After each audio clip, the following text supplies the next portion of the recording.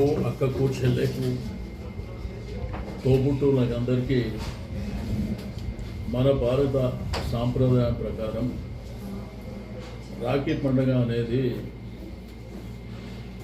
ఒక అక్క, ఒక చెల్లె, ఒక అన్న, ఒక తమ్మునికి విడిదిరి అని అనుబంధం.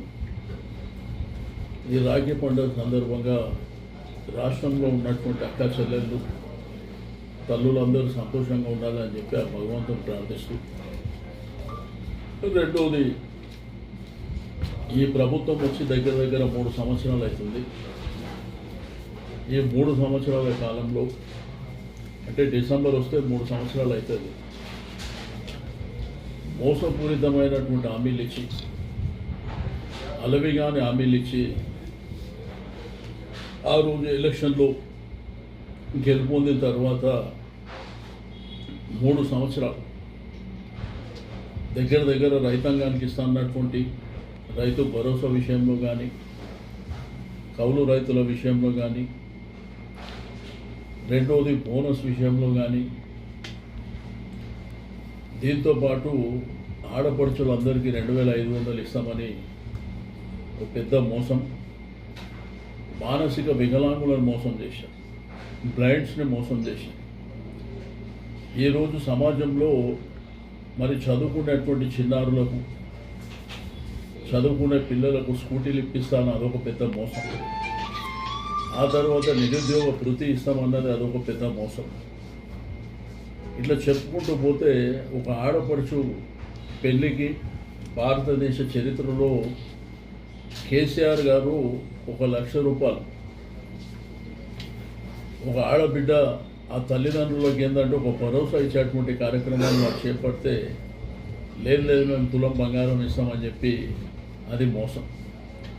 అంటే ఇట్లా చెప్పుకుంటూ పోతే 420 మోసాలు చేసి అధికారంలోకి వచ్చిన తర్వాత మీరు చూసిర్రు. ఆ రోజు కేసీఆర్ గారు ఏవైతే ఫౌండేషన్ వేసిండో, ఏవైతే కార్యక్రమాలు తీసుకుంటారో, జిల్లాలలో మెడికల్ కాలేజీలు కానీ, అదేవిధంగా ఫ్లైఓవర్లు కానీ, అండర్ పాసులు కానీ, ఏదైతే గ్రేటర్ హైదరాబాద్ పరిధిలో 4 ప్రాంతాలలో సూపర్ స్పెషాలిటీ హాస్పిటల్స్ కానివ్వండి, మనం చూసిన టిమ్స్ హాస్పిటల్, అది మన ఆయంలో 60% పని జరిగింది. మీరందరూ సాక్ష్యం, ప్రజలందరూ సాక్ష్యం.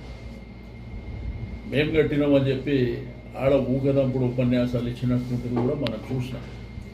మాట్లాడితే ప్రజాపాలన, ప్రజల కోసం గొంతెత్తేటువంటి ప్రతిపక్ష పార్టీగా, ప్రధానమైనటువంటి పార్టీగా, గతంలో ప్రభుత్వాన్ని పరిపాలించినటువంటి పార్టీగా మేముంటే హౌస్ అరెస్టులు చేయడం, రోడ్ల మీదకి వెళ్తే అరెస్టులు చేయడం, ఇది ఎటువంటి పాలన చూస్తాం.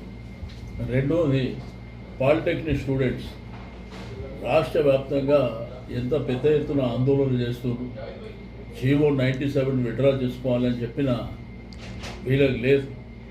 రోజు ఆ పార్టీలో పంచాదులు తప్ప వాళ్ళకున్న ఇంటర్నల్ పాలిటిక్స్ని అంతా మరి బహిర్గతం చేసుకోవడం, తద్వారా ప్రజలకు ఉన్నటువంటి అనేకమైనటువంటి సమస్యల విషయంలో పట్టింపులు లేవు.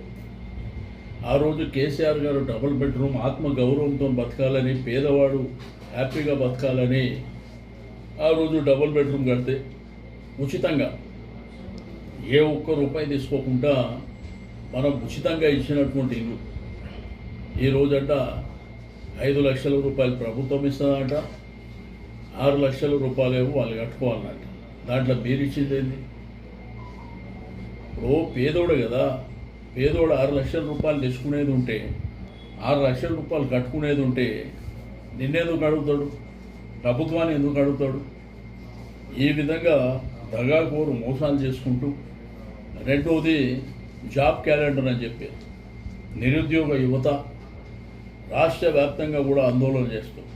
అదేవిధంగా సెక్రటరియట్ ఎంప్లాయీస్ అంటే రాష్ట్రంలో ఉన్నటువంటి ఉద్యోగస్తులు కూడా, ఉద్యోగస్తులతో పాటు పెన్షనర్లు కూడా పెద్ద ఎత్తున ఆందోళన చేసేటువంటి పరిస్థితి.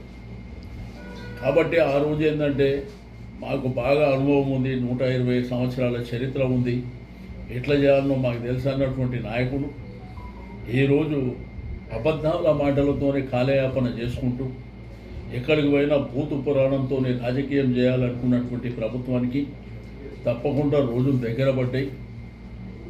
ప్రజలు చీదరించుకుంటారు. రాష్ట్రంలో ఉన్నటువంటి రైతాంగం మొదలుకొని సంపన్న వర్గాలు, మీకు అన్ని వర్గాల ప్రజలు కూడా ఈ ప్రభుత్వం ఎప్పుడు పోతుంది, కేసీఆర్ గారు ఎప్పుడు వస్తారనేటువంటి భావనతోని మరి ప్రజలందరూ వెయిట్ చేస్తున్నటువంటి సందర్భం. కాబట్టి తప్పకుండా ఈ ప్రభుత్వానికి చరమగీతం పాడే రోజులు చాలా దగ్గరలో ఉన్నాయని చెప్పి నేను ఈ సందర్భంగా తెలియజేస్తాను.